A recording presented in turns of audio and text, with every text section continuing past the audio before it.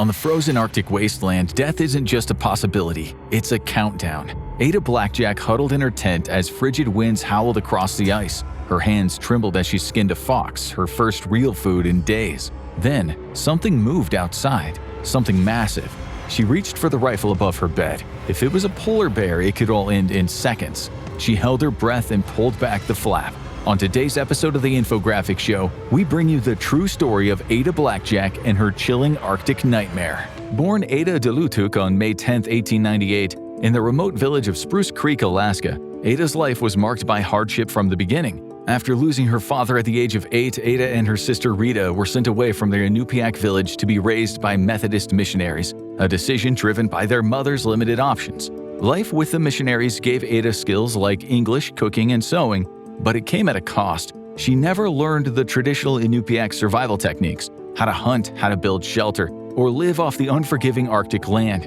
Ironically, it was those domestic skills that earned her a spot on an expedition that would change her life forever. The rest, the skills her ancestors once passed down, she would be forced to learn in the wild, the hard way, and fast. At just 16, Ada was married off to a former hunter and dog sled driver, a man who would spend years abusing and mistreating her. She gave birth to 3 children, but tragedy struck.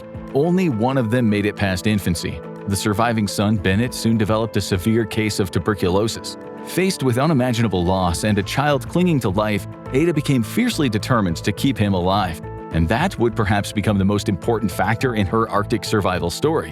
When her abusive husband, Jack, disappeared one day, Ada saw her chance. She filed for divorce before he could return. A bold move for a young indigenous woman in early 20th century Alaska. With nowhere else to turn, Ada decided to go stay with her mother for a while, walking 40 miles in the Arctic tundra from Nome with her sick son in tow, occasionally carrying him when he couldn't go on. But Bennett's condition continued to deteriorate. Desperate for money, Ada took any job she could find, cleaning houses and sewing clothes for local miners. But no matter how hard she worked, it wasn't enough to get Bennett the advanced medical care he needed.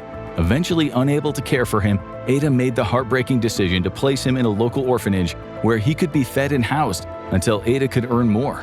One day, Nome's police chief, E.R. Jordan, came to her with a job offer that could change everything. A renowned and charismatic explorer by the name of Vilhjalmur Stephenson was looking for a crew to head to Wrangell Island, a remote Arctic outpost off the coast of Siberia that he wanted to claim for the British Empire.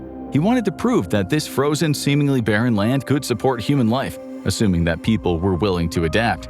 He was convinced that in 10 years this remote island north of Siberia would serve as an important airbase. It would connect the Northern Hemisphere's most important cities from London to Tokyo. But who on earth would agree to go spend a year or so on an Arctic wasteland? Well, Stephenson had a brilliant idea. He wouldn't recruit hardened explorers or trained survivalists. Instead, he sought out young, adventurous men with no real experience, people who admired him as a legendary figure and were eager to prove themselves. He also wanted local Inuit people who knew how to live off the land to join them on their expedition. When he finally found a group of willing young men, they understandably asked Stephenson for supplies. Though Stephenson wanted them to remain on the island for about a year, he urged them not to take more than 6 months of supplies for their Arctic journey. In his mind, the, quote, friendly Arctic would provide plenty of game and supplies to enable the crew to not only survive but thrive. It was clear that Stephenson had a deeply, tragically, and in this case, homicidally flawed understanding of what the Arctic was. Namely, a part of the world that is trying to kill most living things within its reach at all times. Of course, Stephenson wouldn't be betting his own life on this hypothesis, but rather the lives of 5 other people. And the Arctic in its usual fashion would strongly disagree with Stephenson's statement in the form of multiple deaths. One by one, the Inuit volunteers on the expedition started to drop out, perhaps after hearing Stephenson talk, and realizing the primary leader of their expedition had no idea what he was doing. Ada was still under the impression that the other Inupiaq people would be joining the expedition. But when she stepped aboard the Silver Wave, ready to set sail for Wrangell Island, she realized the truth.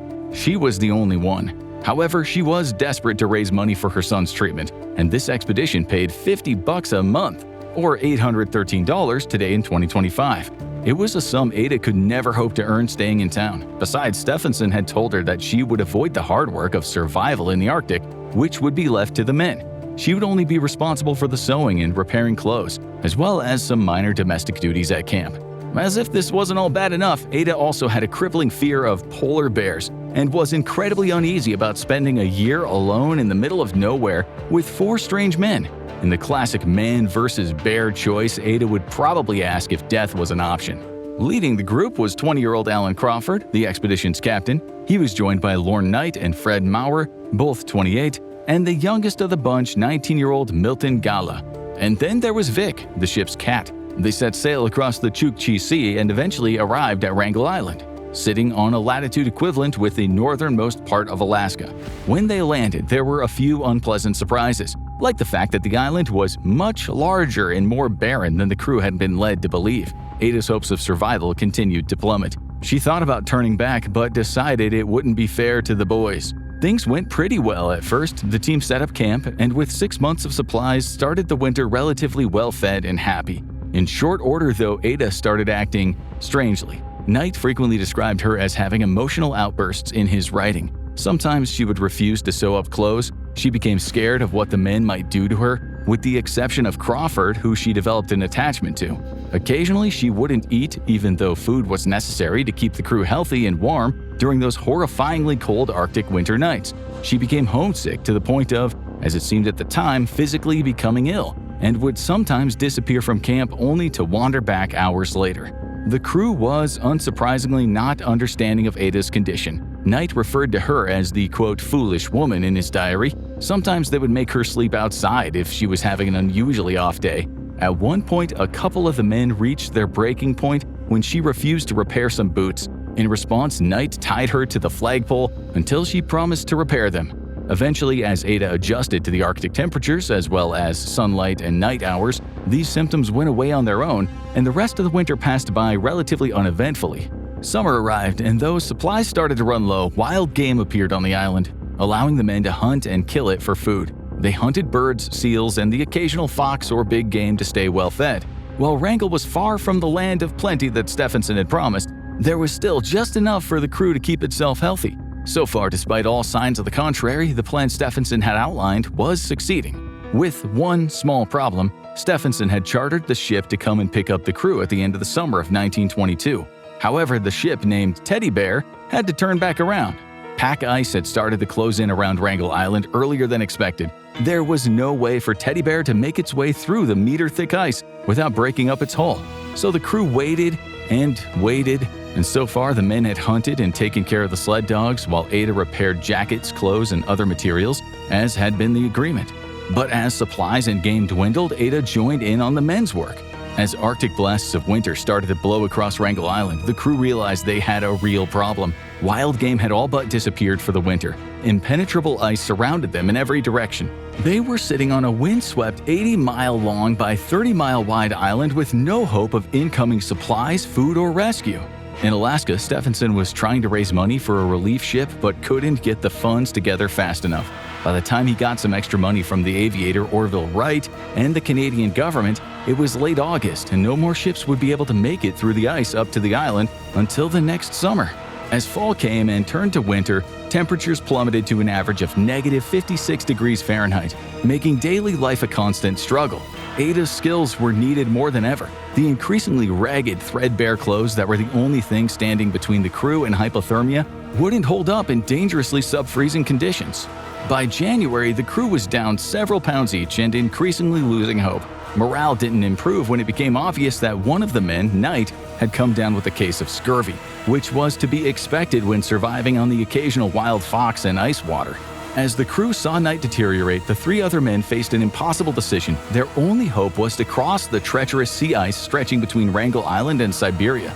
The plan was desperate, but it was the only one they had. Reach the mainland, find help, secure a rescue ship, and return in time to save Knight and the rest of the crew. Crawford, Maurer, and Gala left on January 28, 1923 for their trek to Siberia. Ada waved goodbye and went back to caring for the increasingly sick and increasingly cranky Knight, with the only healthy living being around her being the crew's cat, Vic. Days passed and then that turned into weeks. It's impossible to say when the horrifying realization came to Ada, but it must have come within a couple of months. The men had not made it to Siberia. In fact, they would never be seen again. With 3 men missing and one becoming increasingly sick, Ada had to take on the roles of all 4 men on the expedition. As the Los Angeles Times wrote in 1924, she became doctor, nurse, companion, servant, and huntswoman all in one. Ada was a woodsman too. This became clear through Knight's own writings.